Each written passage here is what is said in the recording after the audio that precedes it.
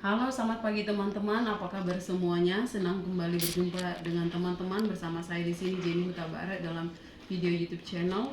Hari ini kita akan membicarakan tentang manfaat daun sirih merah untuk mengatasi obat batuk kronis.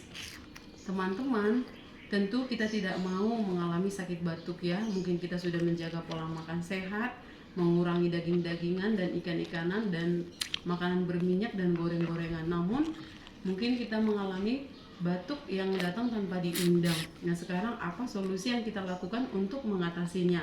Teman-teman, selain daun sirih hijau, yang lebih ampuh adalah daun sirih merah ya teman-teman ya.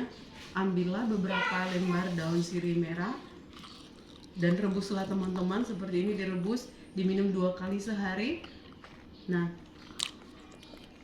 teman-teman, cukup pahit ya teman-teman, sangat tidak enak ya teman-teman ya, tetapi demi namanya untuk kesehatan kita harus meminum meskipun obat itu pahit ya teman-teman ya. Nah, jadi dan juga selama ketika batuk usahakan untuk tidak memakan goreng-gorengan ya teman-teman. Lebih bagus makanan yang direbus, buah-buahan, sayur-sayuran yang direbus ya teman-teman ya. Nah, semoga bermanfaat dan lekas sembuh yang lagi mengalami batuk. Terima kasih untuk perhatiannya. Sampai jumpa untuk edisi kita yang berikutnya. Goodbye.